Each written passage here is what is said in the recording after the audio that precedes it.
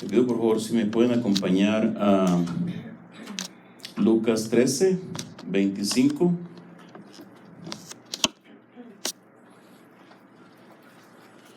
Lucas 13, 25, por favor.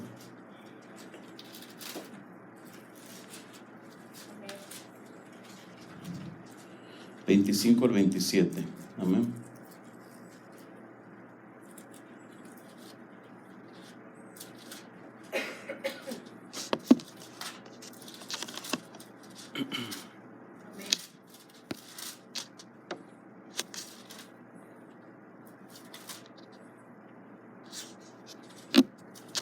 Amén. Amén. Vamos a leer en nombre del Padre, del Espíritu, del Padre, del Hijo y su Santo Espíritu. Amén. Dice: no todo el que me dice Señor, Señor, entrará en el reino de los cielos, sino el que hace la voluntad de mi Padre que está en los cielos. Muchos me dirán en aquel día: Señor, Señor, ¿no profetizamos en tu nombre? Y en tu nombre echamos fuera demonios, y en tu nombre hicimos muchos milagros. Y entonces les declararé: nunca os conocí, apartados de mí, hacedores de maldad. ¿Me acompaña, hermano? Padre Santo, Señor, te queremos dar gracias, mi Dios, primeramente por tu misericordia, Padre, porque sabemos, Señor, que si no fuera por ti no estaríamos aquí, mi Dios. Te doy gracias, Señor, por el privilegio que nos das, Señor, de escuchar tu palabra, por el gran privilegio, Señor, que nos das, que me das, Padre, de poder compartir tu bendita palabra, Señor. Te ruego en el nombre de Jesús, Padre, que me ayudes, Señor, que me des de tu sabiduría, Señor, que no sea mi intelecto, Padre, sino tu sabiduría, Padre, tu guianza por medio de tu Santo Espíritu, Señor, para poder exponer tu bendita palabra. Te pido, mi Dios, en el nombre de Jesús, que prepares el corazón y la mente de tu pueblo, Señor, para poder recibir cualquiera que escuche este mensaje, Padre, y esta palabra, Señor. En el nombre de Jesús te lo pedimos, Padre, y te damos gracia. Quita todo estorbo, Señor, todo desánimo, Padre, y que recordemos, Señor, el gozo, Padre, de tu salvación, Señor, que tú eres nuestro gozo y nuestra fortaleza, Señor. En el nombre de Jesús, Señor, te pedimos todo, Padre, y te damos gracias. A ti sea toda la gloria, toda la honra y toda la alabanza, mi Señor, porque solamente tú eres digno. En el nombre de Jesús, mi Dios. Amén y amén. No sé si recuerdan, hermanos, hace ya casi un año que el Señor me permitió dar un mensaje con este mismo capítulo. Y en aquel tiempo creo que fue el nombre del mensaje: conocidos o desconocidos por Dios, algo así. Lo bueno es que la palabra del Señor es como un tesoro inagotable, ¿verdad? El Señor nos da y nos da. El mensaje de hoy se llama el gran peligro del autoengaño. Amén.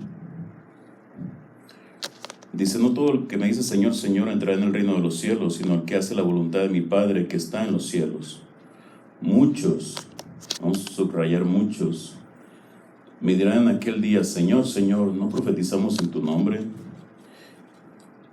Y en tu nombre echamos fuera demonios, y en tu nombre hicimos muchos milagros. Y entonces les declararé: nunca os conocí, apartados de mí, hacedores de maldad. Muchos.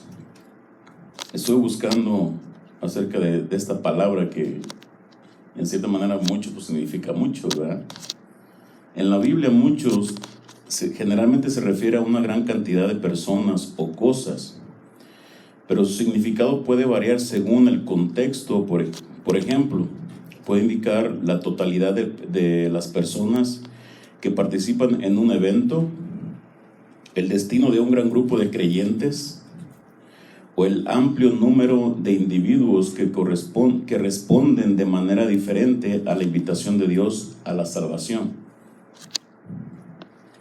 Como referencia, en Mateo 20:16 se habla de un gran número de muchos que son llamados a la salvación, y de un número más pequeño de pocos que son elegidos.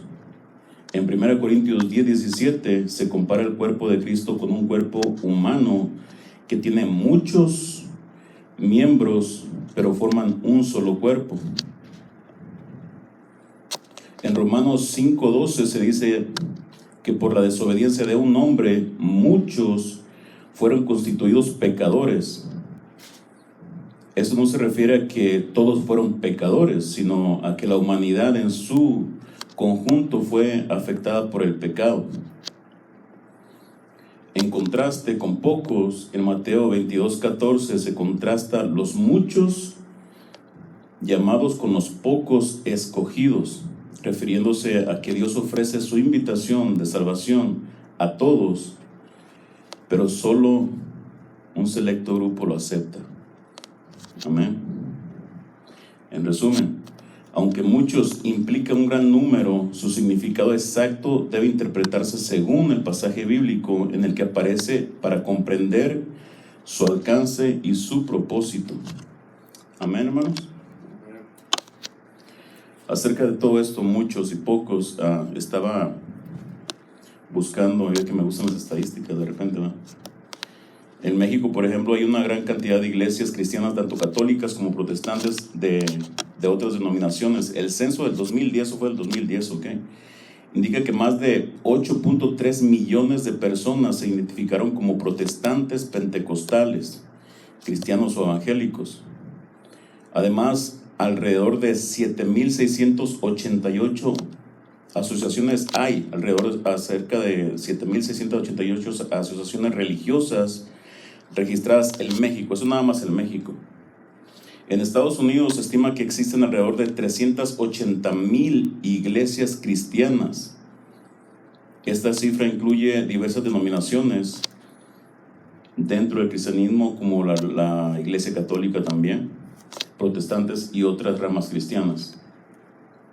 En Estados Unidos, aproximadamente el 63% de los adultos se identifican como cristianos.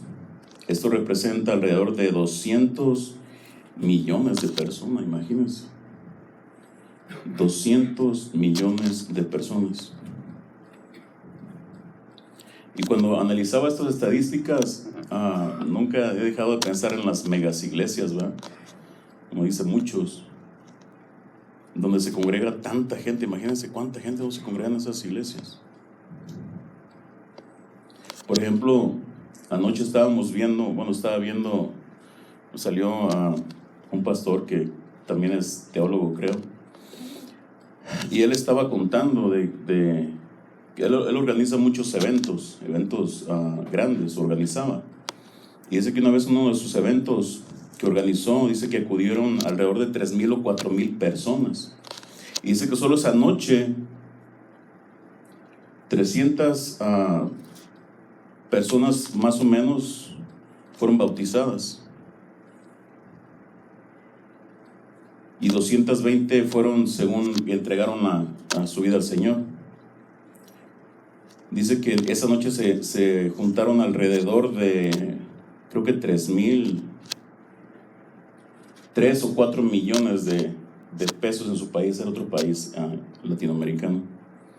Pero lo que me llamó la atención es que dice que después del final del evento iba en su troca, en su camioneta, manejándose a su casa, y que de una manera el Espíritu, el Señor le hizo sentir, o le habló, porque él iba muy contento acerca del resultado del evento, ¿verdad? Y que el Señor le dijo: ¿viste cuántas personas fueron? Y dice: pero yo no estuve ahí.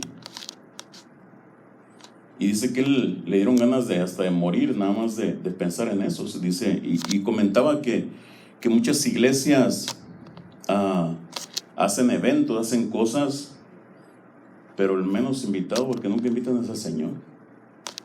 Que ahí siempre es con el propósito de llenar las iglesias de gente nada más, y no de enseñarles la verdad de la palabra de Dios. Y eso es preocupante, porque son muchos. O sea, nomás en esa noche fueron de 3,000 a 4,000 personas, imagínense. El jueves pasado, creo que fue el miércoles, estábamos en el parque, mi esposa y yo, y se nos acercó una persona. Había, no sé qué iglesia era, estaban evangelizando, creo. Se acercó una señora y nos dio un tratado. y nos preguntó de que si éramos cristianos, que si creíamos en Dios y eso, y le dijimos que sí, que veníamos aquí a la iglesia, a esta iglesia, y la señora reconocía al pastor también. Y estuvimos hablando un rato, y ya después de eso seguimos caminando.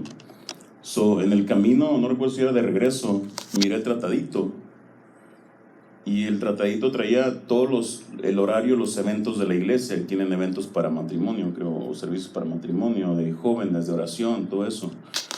Pero lo que se me hizo tremendo, me llamó la atención, fue de que no había ni un solo versículo bíblico.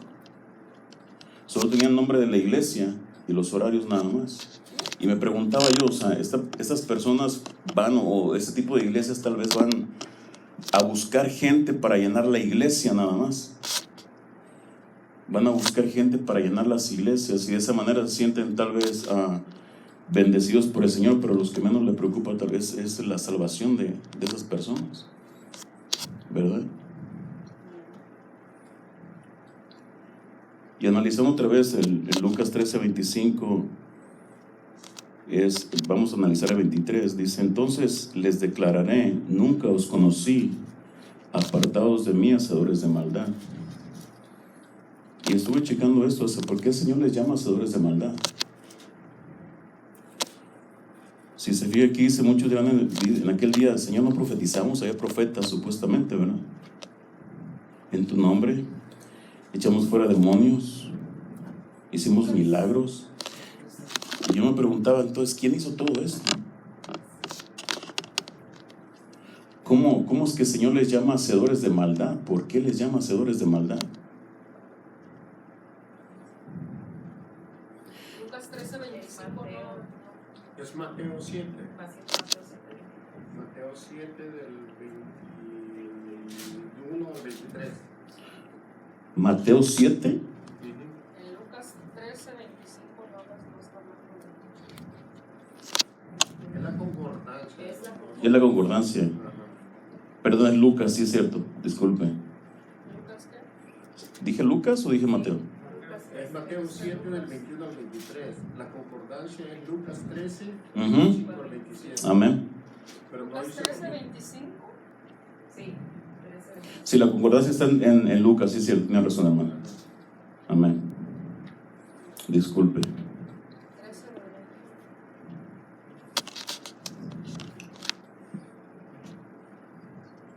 Dice, Puerta estrecha. dice, entonces les declararé, nunca os conocí, apartados de mí, hacedores de maldad. Amén. Dice, yo preguntaba, pues, ¿por qué hacedores de maldad?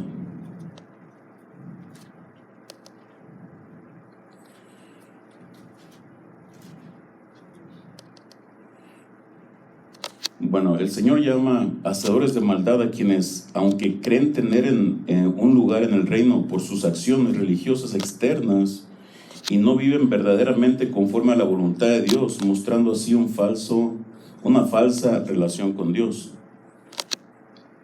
En el contexto otra vez, y aquí vemos a Jesús advierte que no basta conocerlo o participar en actividades religiosas para ser aceptados en el reino de Dios. Los hacedores de maldad son aquellos que practican el pecado y la desobediencia, aunque aparentan piedad. Por ejemplo, falsos creyentes, hipócritas y personas con una vida apartada de la verdad, de la verdadera obediencia.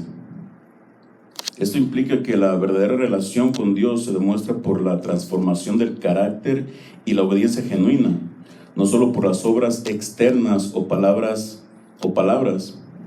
Ser llamados hacedores de maldad es una denuncia contra quienes no han experimentado esa conversión interior y siguen practicando el mal, aunque piensan que pertenecen al pueblo de Dios.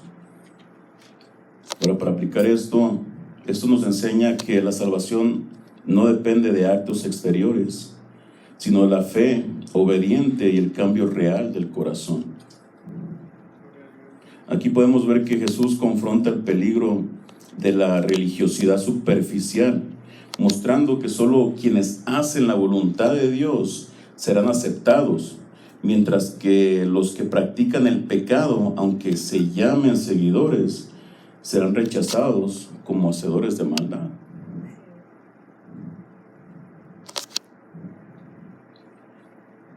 Otra vez dice, muchos me dirán en aquel día, Señor, Señor, no profetizamos en tu nombre, y en tu nombre echamos fuera demonios, y en tu nombre hicimos muchos milagros. Para parafrasear un poco, aquí podemos agregar las cosas que de repente hacemos en la iglesia, ¿verdad? Podemos sentirnos justificados o que estamos bien con Dios por lo que hacemos en la iglesia. Y agregando aquí en forma de parafraseando, podemos poner en tu nombre no cantábamos, o en tu nombre no tocábamos en el grupo de alabanza, en tu nombre no predicábamos, Señor, en tu nombre no cuidaba yo los niños, en tu nombre yo no lavaba los baños, en tu nombre no venía a barrer la iglesia, en tu nombre no ofrendaba, en tu nombre no daba para las necesidades de la iglesia, en tu nombre no iba a animar a los hermanos que estaban desanimados. Y así podemos poner varios etcétera, etcétera, ¿va? Y de repente sentimos que tal vez por el hecho de hacer ese tipo de cosas estamos justificados, estamos bien con Dios. Y vemos que el Señor lo que pide es obediencia. Amén. Ahora, todo ese tipo de cosas son buenas, claro que sí, pero tienen que ser fruto, digamos, de la salvación, de la transformación que hay en nosotros por medio del Señor. Amén.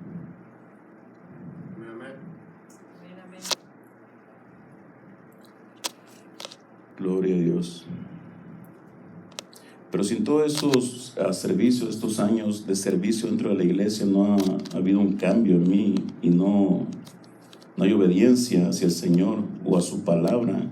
No importa cuántos servicios hagamos, no importa lo que hagamos dentro de la iglesia, no importa que cantemos, que creamos que estamos adorando al Señor con alabanza, porque la verdadera adoración está en la obediencia a su palabra.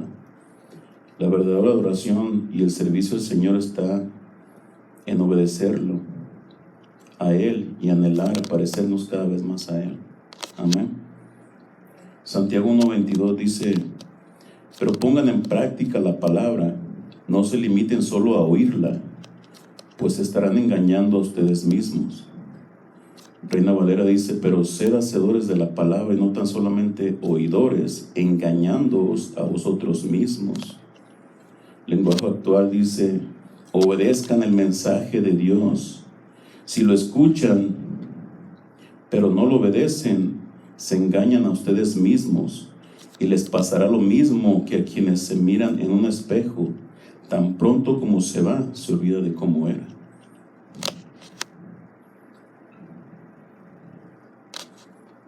Filipenses 2:13. Porque Dios es el que en vosotros produce el hacer, así el querer como el hacer, por su buena voluntad. Pero eso solo pasa si estamos en Jesús, o Jesús está en nosotros, hermano. Porque en la carne no podemos obedecer, ¿verdad? Tiene que haber un cambio en nosotros. Si seguimos haciendo nuestra voluntad, sin negarnos, sin el anhelo de parecernos al Señor, no va a pasar eso. Porque la carne no puede obedecer. La carne quiere lo contrario. Es Jesús quien lo hace en nosotros cuando nos negamos, y Él produce en nosotros el querer como el hacer, como dicen Filipenses. Amén. Porque Dios es quien obra en vosotros tanto el querer como el hacer para su beneplácito. Filipenses 2:13. Reina Valera 60, porque Dios es el que en vosotros produce así el querer como el hacer por su buena voluntad. Otra vez, hermano, nuestra meta y anhelo tiene que ser parecernos a Jesús y parecernos menos a nosotros mismos. Pero hoy en día se anhela más ser más como yo, como que estamos empecinados de alguna manera a aferrarnos a nosotros mismos, a querer ser como nosotros mismos. No hay una negación ni una disposición para padecer. Si usted se fija, por ejemplo, esas megas iglesias o inclusive iglesias pequeñas también, que ahí todo está centrado en el hombre. Todo en el hombre. Por eso es que no hay un negar, un morir a la carne, porque casi siempre se predica más acerca del hombre.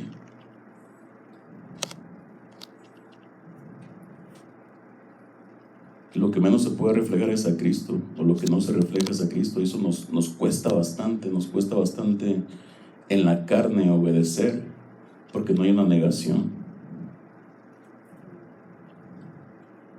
Si no estamos dispuestos a sufrir penalidades, no conocemos el Evangelio, hermanos.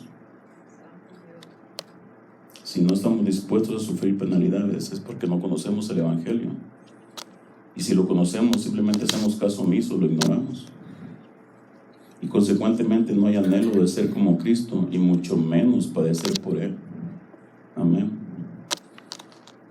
J.C. Riley escribió, dice: tiene un costo el ser un verdadero cristiano, que esto no se ha olvidado.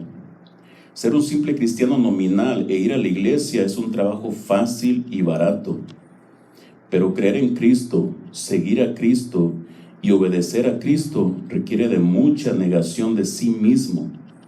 Nos costarán nuestros pecados, nuestra comodidad y nuestro apego al mundo. Todo esto debe ser rendido. ¿Cuántos estamos dispuestos a rendir todo eso, hermano?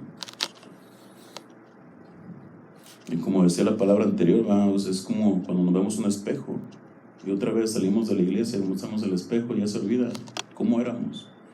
Se nos olvida la palabra otra vez, seguimos otra vez la misma rutina, ¿verdad? Y el anhelo de ser como el Señor, el anhelo de obedecer al Señor, se hace a un lado y se sigue siguiendo la carne y el yo por la comodidad de no cambiar, de verdad. Y en esa manera estamos autoengañados todo el tiempo. Todo el tiempo. Y eso es muy peligroso. La salvación no se gana con nada. Por más obras y obras que haga, jamás será suficiente para ganarse la salvación. Las únicas obras que pueden ganar la salvación son las obras de Jesús. Amén. Por ejemplo, las veces que hemos salido a evangelizar, no sé si a usted le ha tocado, ¿verdad? Pero no sé, yo me he encontrado con gente que dice: yo creo en Dios a mi manera. Y me ponía a pensar en nosotros los cristianos, que también de alguna manera tenemos ese tipo de manera de pensar. O sea, ellos dicen: yo creo en Dios a mi manera. Y es más grave en nosotros, porque nosotros creemos en Dios sabiendo y conociendo de la palabra, pero aún así creemos en Dios a nuestra manera. O sea, ignoramos la palabra de Dios, aunque conocemos mucho o poco la palabra de Dios. Pero de alguna manera digo: yo creo en Dios a mi manera. O sea, Dios dice esto, pero yo voy a hacer esto. Por lo menos la gente del mundo tiene excusa, por así llamarlo, ¿va? Tiene un tipo de excusa de decir: bueno, ellos creen en Dios, el Dios de su imaginación, o el Dios de la religión, pero no es el Dios de la Biblia. Pero el pueblo de hoy, el pueblo cristiano, o sea, conociendo la Biblia, conociendo palabra, cree en Dios a su manera, la mayoría. Y seguimos caminando exactamente igual. El creer en Dios a nuestra manera, aunque conozcamos de la palabra, eso es como decir: no conozco a Dios. Es como decir: no creo en Dios, porque estoy creyendo en Dios que yo mismo me he forjado, aún conociendo la palabra. Y eso es muy grave. Otra vez está el autoengaño. Seguimos caminando por años autoengañándonos aún con el conocimiento de la palabra de Dios, hermanos. Porque de verdad, si de verdad conociéramos y dijéramos que creemos en Dios, deberíamos tener el anhelo de ser como Jesús. De verdad, si de verdad lo conocemos, como decimos que lo conocemos. Pero lo grave aquí, como le digo, es que hay palabra, conocemos palabra, pero seguimos creyendo en Dios a nuestra manera y caminando conforme a nuestra voluntad, no a la voluntad de Dios. Amén. El apóstol Pablo nos enseña en 1 Corintios 11:1. ¿Qué fue lo que dijo él? Sed imitadores de mí, así como yo imito a Cristo. Otra versión: así que sigan mi ejemplo, dice Pablo, como yo sigo el ejemplo de Cristo. Lenguaje actual: sed imitadores de mí, como también yo lo soy de Cristo. Ahora, si analizamos bien el imitar, el arte de imitar, digamos, si uno imita a alguien cuando uno va a las ferias o algo que hay mimos o hay gente que imita gente, ¿verdad? Tiene uno que ver cómo se mueve la gente para poder imitarlo. Y en esa imitación es como si hiciéramos a un lado nuestra personalidad para tomar la personalidad de la persona a la que estamos imitando. Y de alguna manera es como negarnos a nosotros, hacernos a un lado para poder lograr imitar a la persona que estamos imitando. ¿Sí me entiende? O sea, debemos reflexionar. De alguna manera es como hacernos a un lado nosotros y tomar el papel del que estamos imitando. Pero exactamente lo que tenemos que hacer, lo que decía Pablo. O sea, Pablo, con todo lo que pasó, con todo lo que sufrió, o sea, él dice, o sea, estaba tan seguro. Y siempre lo he dicho varias veces, ¿verdad? O sea, él imitaba al Señor. Imítame a mí, yo estoy imitando al Señor, básicamente. O sea, estás imitando al Señor también. Pero para eso tenemos que negarnos, hacernos a un lado, para poder parecernos al Señor. Pero imagínense lo ridículo que nos veríamos si yo quiero imitar, no sé, al hermano Jorge, ¿verdad? Y yo les digo a usted que estoy imitando al hermano Jorge, pero lo que menos me parezco es al hermano Jorge. Me parezco más a mí que el hermano Jorge, pero yo les estoy diciendo que estoy imitando al hermano Jorge. Entonces, para poder lograr imitar al hermano Jorge, tengo que vestirme más o menos como él. Tengo que dejarme crecer el pelo como él. ¿Me entienden? Igualito. Tengo que reírme como él, o sea, porque si digo que estoy imitándolo al hermano, pero de verdad no lo imito, yo me veo ridículo, ¿cierto? Entonces, si yo digo que estoy imitando a Cristo, pero no me parezco en lo más mínimo a Cristo, ¿quién está quedando en ridículo? ¿Sí me entiende? Ahora, tenemos tal vez, yo puedo tener, no sé, una semana para decir, ¿sabe qué? Deme una semana para poder imitar al hermano. Una semana, y más o menos lo imito. Hermanos, tenemos meses o años escuchando la palabra del Señor, hablándonos y hablándonos y hablándonos y hablándonos. Y hacemos el ridículo porque a lo que menos nos parecemos es a Jesús. ¿No le preocupa eso, en serio?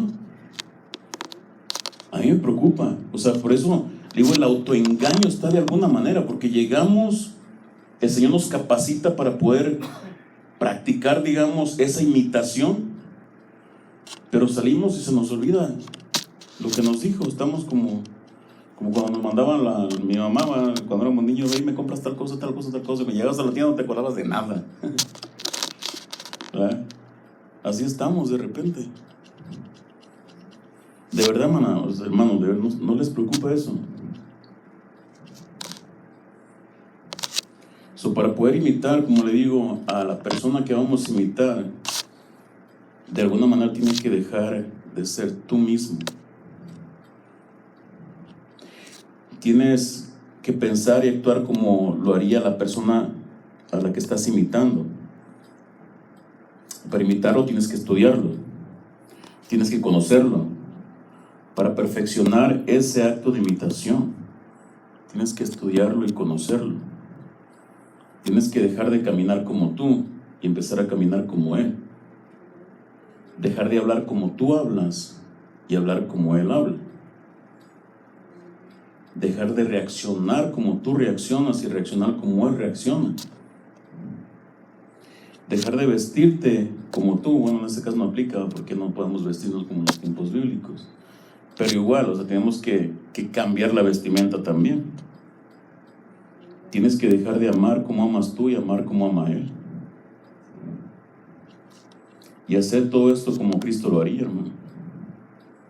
En resumen, tienes que dejar de ser tú y morir para que puedas parecerte más a Jesús. De lo contrario, no se va a lograr. Por más que lo hagas y lo quieras hacer, vamos a hacer el ridículo diciendo que imitamos a Jesús, pero no nos parecemos en lo más mínimo, Señor. El domingo pasado el pastor hablaba acerca de Lucas 17, acerca de los siervos inútiles. Siervos inútiles somos, se encuentra en Lucas 17:10. Jesús enseña que después de hacer todo lo que se nos ha ordenado, debemos decir: siervos inútiles somos, hemos hecho solo lo que debíamos haber hecho.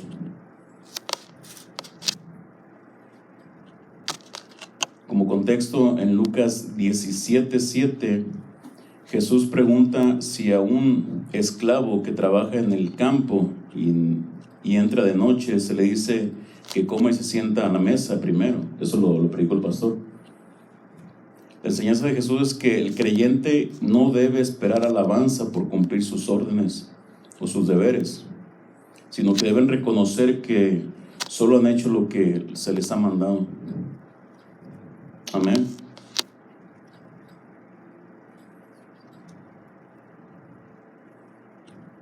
Así también ustedes, cuando hayan hecho todo lo que se les ha mandado, deben decir: siervos, somos siervos inútiles, no hemos hecho más que cumplir con nuestro deber. Ahora, ¿qué es un siervo? Un siervo es un esclavo, es un servidor, eso lo predicó el pastor.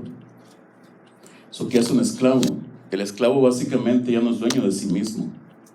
El esclavo en este aspecto, en este caso, cede la voluntad, o mejor dicho, ya le compraron la voluntad. Si de verdad somos siervos del Señor, somos esclavos del Señor, ¿cómo es que seguimos haciendo nuestra voluntad entonces? Si nos consideramos siervos de Dios, esclavos de Dios, debemos de analizarnos y preguntarnos entonces por qué seguimos haciendo nuestra voluntad.